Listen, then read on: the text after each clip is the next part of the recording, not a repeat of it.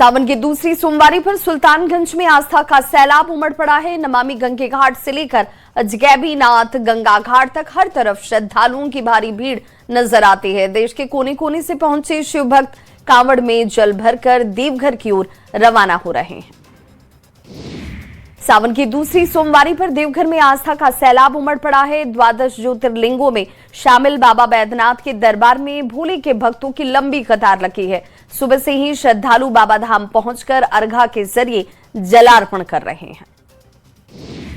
सावन की दूसरी सोमवारी पर उत्तर बिहार के देवघर कहे जाने वाले बाबा गरीबनाथ मंदिर में लाखों श्रद्धालु जलाभिषेक करने के लिए पहुंचे। पहलीजा घाट से जल लेकर पहुंचे लाखों कांवरियों ने रात के 12 बजे से जलाभिषेक शुरू कर दिया। बोल बम और बाबा गरीबनाथ के जय के जयकारे से पूरा मुजफ्फरपुर गुंजायमान हो रहा है। सिवान में आधी रात से ही बाबा महेंद्रनाथ के दरबार में श्रद्धालुओं का तांता लगा हुआ है और करीब 5 लाख भक्तों ने बाबा पर जल अर्पित किया है। हर हर महादेव और बोल बम के जयकारों से पूरा मेहदार गूंज उठा। भारी भीड़ के बीच प्रशासन भी पूरी तरीके से मुस्तैद नजर आ रहा है। सावन की दूसरी सोमवारी पर आज सुबह से ही शिवालयों में भगवान भोलेनाथ के भक्तों की भीड़ उमड़ पड़ी है। अलग अलग मंदिरों में श्रद्धालु लंबी कतारों में लगकर बाबा का जलाभिषेक करते और पूजन अर्चन करते नजर आ रहे। पटना के शिवालयों में शिव भक्त महादेव की पूजा करने में लीन नजर आए। सावन की दूसरी सोमवारी पर रांची के ऐतिहासिक पहाड़ी मंदिर में भी भक्तों का जन सैलाब उमड़ा नजर आया। बोल बम, हर हर महादेव और जय बाबा भोले के जय घोष से पूरा मंदिर परिसर और आसपास का इलाका भक्तिमय हो उठा। पहाड़ी मंदिर में श्रद्धालुओं के आने का सिलसिला लगातार जारी है। छपरा के प्रसिद्ध शीलानाथ मंदिर में आस्था का जन सैलाब उमड़ा हुआ है। भगवान भोलेनाथ पर जलाभिषेक के लिए श्रद्धालु लंबी कतारों में लगे नजर आए। हर हर महादेव और बोल बम के जयकारों से पूरा मंदिर प्रांगण भक्तिमय हो गया। धनबाद की 60 साल की रेणु देवी की बाबा भोलेनाथ के प्रति आस्था की कहानी बेहद खास है। रेणु देवी पिछले 28 साल से हर सावन सोमवार को वो डाक बम बनकर सुल्तानगंज से बाबा बैद्यनाथ धाम तक का सफर तय कर रही हैं। उम्र बढ़ गई, शरीर थका, लेकिन भोलेनाथ की भक्ति के आगे रेणु देवी का हौसला आज भी अडिग है। बाबा बैद्यनाथ के दरबार तक पहुंचने के लिए भक्त अलग अलग तरीके से अपनी आस्था जाहिर करते नजर आए, लेकिन लखीसराय के सुबोध कुमार सिंह की भक्ति की कहानी बेहद अलग है। कांवरिया सुबोध कुमार सिंह घुटनों के बल चलकर बाबा धाम पहुंचने का संकल्प लिए हैं और ये हौसला अब भी कायम है। नवादा के युवा बैडमिंटन खिलाड़ी राज आर्घन ने पटना में सीनियर स्टेट बैडमिंटन चैंपियनशिप में शानदार प्रदर्शन किया और जिले का नाम रोशन किया। मुजफ्फरपुर के अमृतराज के साथ उनकी जोड़ी ने फाइनल में पटना के खिलाड़ियों को हराकर खिताब अपने नाम किया। नवादा में साइबर अपराध के खिलाफ पुलिस को बड़ी कामयाबी मिली है। वारसलीगंज पुलिस ने गुप्त सूचना पर कार्रवाई करते हुए 3 साइबर अपराधियों को गिरफ्तार कर लिया। इनके पास से 3 मोबाइल और कस्टमर डेटा बरामद किया गया। पुलिस के मुताबिक आरोपी फाइनेंस कंपनियों के नाम पर ठगी कर रहे थे। समस्तीपुर में NH 122 पर रफ्तार का कहर देखने को मिला। यहां तेज रफ्तार बस ने पहले स्कूटी सवार दंपत्ति को टक्कर मारी और फिर ट्रक से जाकर भिड़ गई। हादसे में 15 से ज्यादा यात्री घायल हुए, जबकि अस्पताल ले जाने के दौरान एक यात्री की मौत हो गई। 5 घायलों की हालत गंभीर बताई जाती है।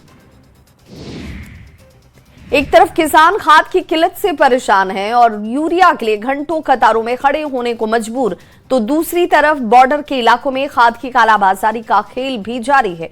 मोतिहारी में कृषि विभाग की टीम ने छापेमारी कर 600 बोरी खाद को जब्त किया है। झारखंड में छात्र आंदोलन का 17वां दिन। आज आंदोलनकारी छात्रों ने विधानसभा घेराव का ऐलान भी किया हुआ है। विधानसभा घेराव को लेकर राज्य भर से छात्र रांची पहुंच रहे हैं। रांची में विधानसभा घेराव को लेकर हजारीबाग जिला प्रशासन अलर्ट मोड पर नजर आया। जिले के कई स्थानों पर पुलिस प्रशासन की ओर से जांच अभियान चलाए गए। रांची जाने वाले विद्यार्थियों को रोकने के मकसद से ये जांच की जा रही है। रांची में जारी आंदोलन के बीच वार्ता के दौर के बाद भी सरकार और छात्रों के बीच सहमति नहीं बन पाई। जेपीएससी और CJL परीक्षा रद्द करने पर बात अभी अटकी हुई है। छात्र गड़बड़ी की CBI जांच की मांग पर अड़े हुए हैं। रांची में प्रदर्शनकारी छात्रों से बातचीत के बाद चारों मंत्रियों ने एक साथ प्रेस कॉन्फ्रेंस किया। प्रेस कॉन्फ्रेंस में मंत्रियों ने कहा कि राज्य भर के बच्चों का फीडबैक लिया गया। सीजीएल परीक्षा के बाद कई लोग नौकरी कर रहे हैं और ऐसे में परीक्षा रद्द कराना संभव नहीं है। झारखंड के मुख्यमंत्री हेमंत सोरेन ने आंदोलनकारी छात्रों को पारदर्शिता के साथ न्याय का भरोसा दिलाया। मुख्यमंत्री हेमंत सोरेन ने कहा कि गड़बड़ी करने वालों को कठोर दंड दिलाएंगे।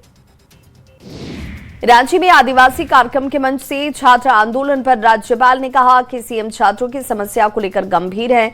साथ ही राज्यपाल ने सरकार से समाधान निकालने की भी अपील की। रांची में जारी छात्र आंदोलन पर सियासी बयानबाजी का दौर भी चल रहा है। पूर्व मुख्यमंत्री रघुवर दास ने सीएम हेमंत सोरेन पर हमला करते हुए कहा कि आंदोलन को कमजोर करने की कोशिश की जा रही है। सीआईटी के समन के बाद जेपीएससी के 3 सदस्यों ने इस्तीफा दे दिया। Doctor Ajita Bhattacharya, doctor enema Hansda और डॉक्टर जमाल अहमद ने त्यागपत्र दिया है। वहीं एजेंसी जेपीएससी की गड़बड़ी की जांच कर रही है। रांची के जयपाल सिंह मुंडा स्टेडियम में अनशनकारी छात्रों की मेडिकल जांच हुई। पिछले 16 दिनों से छात्र भूख हड़ताल पर हैं। आज उनकी हड़ताल का 17वां दिन। जेपीएससी विवाद पर आंदोलन अब भी चलता हुआ। बिहार के 20 जिलों में बारिश को लेकर मौसम विभाग ने पूर्वानुमान जाहिर किया हुआ है और बारिश को लेकर येलो अलर्ट जारी किए गए हैं। बारिश के दौरान ठनका गिरने की भी संभावना जाहिर की गई है।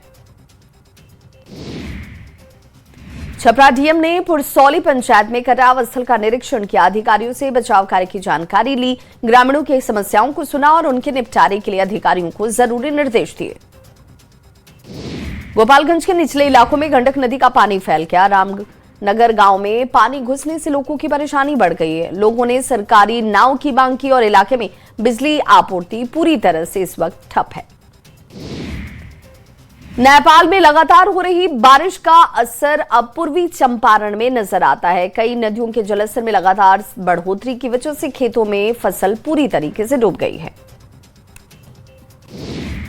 भागलपुर में गंगा का जलस्तर तेजी से बढ़ रहा है और हर घंटे करीब 1 सेंटीमीटर पानी बढ़ने से गंगा में एक बार फिर से उफान आ गया है।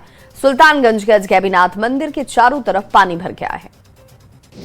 गोपालगंज में गंडक नदी में डूबने के बाद युवक लापता बताया जाता है। घटना मांझा प्रखंड के बलूही बाजार की है। वहीं घटना के बाद प्रशासन सक्रिय है। डीएम के निर्देश पर एनडीआरएफ, एसडीआरएफ की टीमें मौके पर पहुंची और जांच में जुट गईं।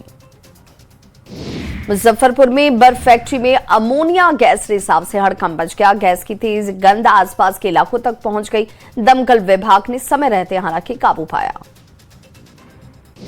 बेगूसराय में युवक ने खुलेआम सड़क पर ताबड़तोड़ फायरिंग की। एक के बाद एक फायरिंग से इलाके में दहशत का माहौल दिखा। पुलिस ने आरोपी को देसी पिस्टल के साथ गिरफ्तार कर लिया। धनबाद के छाताबाद में 6 अगस्त को हुए भूधसान में करीब 20 घर जमींदोज हो गए, जबकि 3 अगस्त को सेलेक्टेड गोविंदपुर में भी भूधसान हुआ। स्थानीय एसटीजी आउटसोर्सिंग की हैवी ब्लास्टिंग को जिम्मेदार ठहरा रहे हैं। प्रभावित लोग सर्वे, मुआवजा और सुरक्षित पुनर्वास की मांग कर रहे हैं। रामगढ़ के कूजू की एक आयरन फैक्ट्री में फर्नेस ब्लास्ट की चपेट में आने से 9 से ज्यादा मजदूर घायल हो गए। हादसे के बाद सभी घायलों को निजी अस्पताल में इलाज के लिए भर्ती करवाया गया। मजदूरों की इस घटना के बाद से नाराजगी खुलकर सामने आई। बेतिया में गंडक नदी के बढ़ते जलस्तर से लोगों की परेशानी बढ़ गई है। योगापट्टी प्रखंड सिसवा, मंगलपुर, चौमुखा और जरलपुर खुटवनिया पंचायतों का सड़क संपर्क प्रखंड मुख्यालय से टूट चुका है। सड़क पर करीब 4 फीट तक पानी बह रहा है और आवागमन पूरी तरह से प्रभावित है। बोकारो के चंदनक्यारी बिजली सब स्टेशन में हुई 31 लाख रुपए से ज्यादा की डकैती की पुलिस ने अब यहां पर खुलासा कर दिया है। कार्रवाई में गिरोह के 3 आरोपियों को पतरातू से गिरफ्तार किया गया। आरोपियों के पास से लूट के सामान भी बरामद हुए। कटिहार के आजमनगर थाने से हथकड़ी लगा एक आरोपी फरार हो गया। पुलिस ने तलाश शुरू कर दी है, लेकिन करीब 4 घंटे के बाद भी कोई सुराग इस शख्स को लेकर नहीं मिला। घटना से पुलिस निगरानी और व्यवस्था पर सवाल खड़े हो गए हैं। पूर्णिया के जीएमसीएच में चोरी करते हुए चोर को गार्ड ने रंगे हाथों पकड़ लिया। इस दौरान लोगों ने उसे जमकर पीटा। जांच में आरोपी के पास से नशीले पदार्थ की बरामदगी हुई। आरोपी ने अपना अपराध भी कबूल कर लिया। जमशेदपुर के पटमुदा में नक्सल विरोधी अभियान के दौरान पुलिस और ग्रामीण आमने सामने आ गए। नक्सलियों के शक में कुछ युवा और महिलाओं को पुलिस ने हिरासत में लिया था, जिसका विरोध करते हुए ग्रामीणों ने पुलिस को ही घेर लिया। खगड़िया में मनीष गुप्ता फर्जी आईएएस निकला। गोखरी जमालपुर में फर्जीवाड़ा और ठगी से अकूत संपत्ति इसने बनाई। 2 महंगी गाड़ी और घर से भारी मात्रा में सामान की जब्ती भी हुई। गैंगस्टर प्रिंस खान और राहुल दुबे गिरोह पर शिकंजा कसा गया। पुलिस मुठभेड़ के बाद 4 आरोपियों की गिरफ्तारी हुई। गोली लगने से एक शख्स घायल हो गया। 25 जुलाई को हुई घटना में ये सभी शामिल थे। पूर्वी चंपारण में चोरों का आतंक थम ही नहीं रहा। पूर्व मंत्री श्याम बिहारी प्रसाद के घर को चोरों ने निशाना बनाया। लाखों के सामान पर हाथ साफ किया गया। अपराध के बदलते ट्रेंड के साथ बिहार पुलिस बदलाव की ओर बढ़ गई है। लगातार पुलिस एआई का सहारा ले रही है और इससे लॉ एंड ऑर्डर को कंट्रोल करने में उन्हें मदद मिल रही है।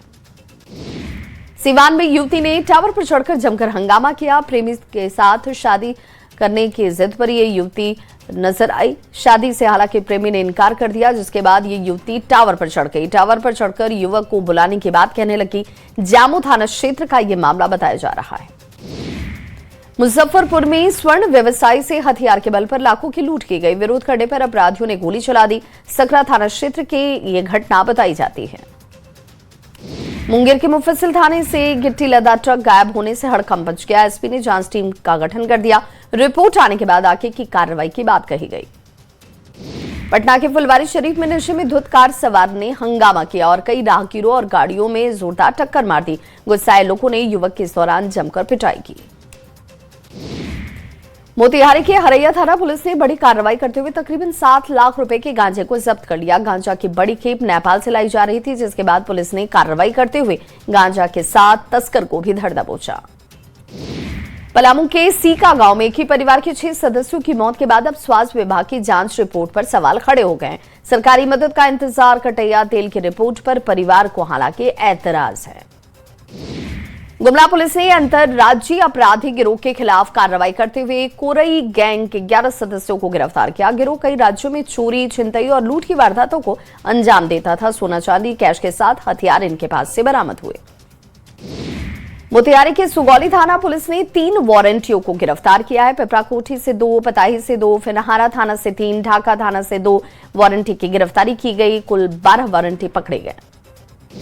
ग्याजी के मुफस्सिल थाना क्षेत्र में कमरे में पत्नी का शव मिला, जबकि पति लहूलुहान हालत में। पुलिस हत्या या आत्महत्या के बिंदु पर फिलहाल जांच में जुटी है। घायल पति मगध मेडिकल अस्पताल में इस वक्त भर्ती है। वैशाली के इस्माइलपुर में बाउंड्री निर्माण के दौरान 2 पक्षों के बीच गोलीबारी हो गई। घटना में एक शख्स घायल बताया जाता है। फायरिंग से मौके पर अफरा तफरी का माहौल दिखा। भोजपुर में जन स्वास्थ्य कर्मचारी संघ ने पीरो सीएससी में प्रदर्शन किया। लंबित मांगों के समर्थन में नारेबाजी की गई। प्रभारी चिकित्सा पदाधिकारी को 25 सूत्री मांगों का ज्ञापन पत्र भी सौंपा गया। गोपालगंज में एक बच्चे पर सीआर ने हमला कर दिया। घटना उचका गांव थाना क्षेत्र के इटवा गांव की है। बताया जाता है कि खेत में शौच के दौरान से अचानक से सीआर ने बच्चे पर हमला किया। मधुबनी बेनीपट्टी और अरेर मार्ग पर रफ्तार का कहर देखने को मिला, जहां बेकाबू गाड़ी की चपेट में आने की वजह से 3 महिलाओं की मौके पर ही मौत हो गई। सासाराम के संझोली थाना क्षेत्र के रामपुर में दर्दनाक हादसा हुआ। एक बाइक के अनियंत्रित होकर नहर में गिरने से असम राइफल के जवान और उनकी बेटी गहरे पानी में डूब गए। दोनों की तलाश जारी है। दानापुर रेलवे स्टेशन पर ट्रेन के जनरल डिब्बे में यात्री का शव मिला है। यात्री की काफी समय से तबीयत खराब थी। गंभीर बीमारी की वजह से यात्रा के दौरान उसकी मौत की आशंका जाहिर की गई। गोपालगंज में तेज रफ्तार बालू लदे ट्रैक्टर ने बाइक को जोरदार टक्कर मार दी। हादसे में बाइक सवार 2 लोग गंभीर रूप से घायल हो गए। घटना नगर थाना क्षेत्र के लंगड़ा मोड़ के पास की है। पुलिस फरार चालक की तलाश में जुटी है। रांची के मोरहाबादी मैदान में विश्व आदिवासी दिवस पर कार्यक्रम का आयोजन किया गया और मुख्यमंत्री हेमंत सोरेन और राज्यपाल संतोष गंगवार आदिवासी कार्यक्रम में शामिल हुए। शिक्षा व्यवस्था को लेकर सीएम सम्राट चौधरी ने 4 बड़ी घोषणाएं की। गुणवत्तापूर्ण शिक्षा के लिए राज्य स्तरीय विशेष समिति का गठन, परीक्षा सुधार समिति, शिक्षा सुधार के लिए विशेष सहयोग शिविर और छात्र कल्याण के लिए अलग से निदेशालय बनाने का फैसला हुआ। रांची के मोरहाबादी मैदान से बीजेपी की भव्य तिरंगा यात्रा निकाली गई। बीजेपी प्रदेश अध्यक्ष समेत कई बड़े नेता इसमें शामिल हुए। पीएम मोदी के आह्वान पर तिरंगा यात्रा निकाली गई। जामताड़ा में सीपीआई की ओर से शुरू की गई पदयात्रा का बागडेहरी में समापन हुआ और पदयात्रा के दौरान ग्रामीणों के बीच जमीन की रक्षा, किसानों के अधिकार, रोजगार, शिक्षा, सिंचाई और कई विकास के मुद्दों को प्राथमिकता से उठाया गया।